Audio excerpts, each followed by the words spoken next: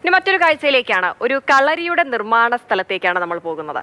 കളരി പണിയുന്നതിൽ എന്താണ് ഇപ്പൊ ഇത്ര വലിയ കാര്യം, അതിലെന്താണ് ഇത്ര വലിയ പ്രത്യേകത എന്നൊക്കെ ചോദിച്ചാൽ ഇവിടെ ചെറിയൊരു പ്രത്യേകതയുണ്ട്. വീട് പണിയേണ്ട സ്ഥലത്താണ്, അതും വീടിനായി കരുതി വെച്ച പണം കൊണ്ടാണ് പാരമ്പര്യ കണക്കുകളെല്ലാം പാലിച്ച് ഒരു കളരി പണിതെടുക്കുന്നത്.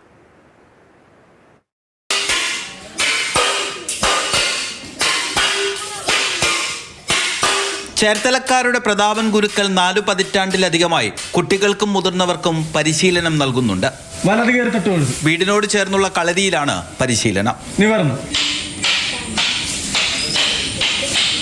പുതിയ വീട് വെക്കാൻ തീരുമാനിച്ചു. സ്ഥാനം കാണാൻ വന്ന വാസ്തു ആചാര്യൻ പറഞ്ഞു ആ സ്ഥലത്ത് വീടിനേക്കാൾ നല്ലത് കളരിയാണെന്ന്. അങ്ങനെയാണ് ഈ കാണുന്ന കളരിയുടെ നിർമ്മാണം ആരംഭിച്ചത്.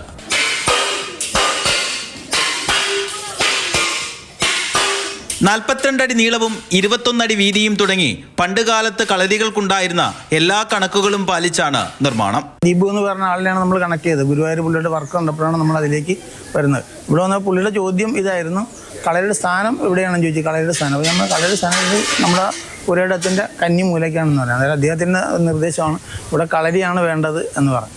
നമ്മൾ അങ്ങനെയാണെങ്കിൽ ആദ്യം കളരി പണിതോളൂ, അത് കഴിഞ്ഞ് നമുക്ക് വീടിലേക്ക് പോകാമെന്ന് പറഞ്ഞു. അതിൻ്റെ അടിസ്ഥാനത്തിലാണ് ഞങ്ങൾ ഈ കാര്യങ്ങൾ ഇത്ര വരെ എത്തിച്ചത്.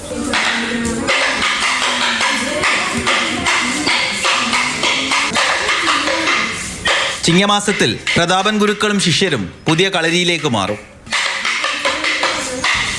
മാതൃഭൂമി ന്യൂസ്, ആലപ്പുഴ.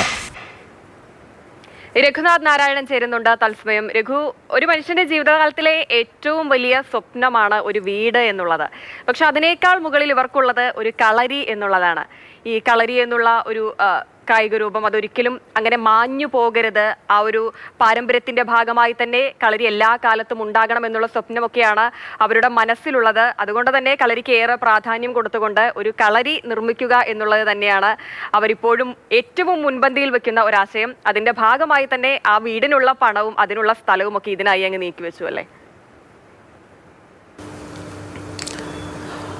പഠനവും പഠിപ്പീരും ഒക്കെയായി അരനൂറ്റാണ്ടിലധികം ബന്ധമുണ്ട് പ്രതാപൻ ഗുരുക്കൾക്ക് കളരിയുമായി. അപ്പം നമുക്ക് ഊഹിക്കാവുന്നതേ ഉള്ളൂ, അരനൂറ്റാണ്ടോളമായി ഒരു കാര്യം തന്നെ ചെയ്യുമ്പോൾ ആ വിഷയത്തോട് എത്രമാത്രം ആത്മാർത്ഥതയും എത്രമാത്രം അടുപ്പവും മനസ്സിനും ശരീരത്തിനും ഉണ്ടാവുമെന്ന് നമുക്ക് ഊഹിക്കാവുന്നതേ ഉള്ളൂ. അത് തിരിച്ചറിഞ്ഞാണ് അദ്ദേഹത്തിൻ്റെ ബന്ധുക്കൾ വീട് വെക്കാൻ ഉദ്ദേശിച്ച സ്ഥലത്ത് വീട് വെക്കാൻ കരുതിയിരുന്ന പണം കൊണ്ട് ഇത്ര മനോഹരമായൊരു കളരി പണിയാൻ വേണ്ടി തീരുമാനിച്ചതും അദ്ദേഹത്തിന് അതിനുള്ള സമ്മതം, പൂർണ്ണ പിന്തുണ അവർ നൽകിയതും. ഈ ഞാൻ വാർത്തയിൽ പറഞ്ഞതുപോലെ എല്ലാവിധമായ കണക്കുകളും പാലിച്ചാണ് ഈ കളരി പണിയുന്നതെന്ന് പറഞ്ഞു. ഒപ്പം തന്നെ അതിന് മറ്റൊരു പ്രത്യേകത കൂടിയുണ്ട്. 18 അടവുകളെ സൂചിപ്പിക്കാനായിട്ട് 18 ജനലുകൾ ആ കളരിയിലുണ്ട്. അതൊരു പക്ഷേ ആ വാസ്തു ശില്പിയുടെ അത് പ്ലാൻ ചെയ്ത ആളുടെ ഒരു ഐഡിയ ആണ് അങ്ങനെ വെക്കുക എന്നുള്ളത്. അങ്ങനെയൊക്കെയുള്ള കളരി ഒരു പക്ഷേ കേരളത്തിൽ ആദ്യമായിട്ടായിരിക്കും എന്നുള്ളതാണ് അവർ അവകാശപ്പെടുന്നത്. എന്തായാലും ഗുരുക്കൾ പറയുന്ന അദ്ദേഹത്തിന് ഏറ്റവും കുറഞ്ഞൊരു 10,000 ശിഷ്യന്മാരെങ്കിലും ഉണ്ടാകുമെന്നുള്ളതാണ്. കാരണം ഒരു ദിവസം വന്നവരുണ്ട്, 1 മണിക്കൂർ കളരിയിൽ ചിലവഴിച്ച്, അങ്ങനെ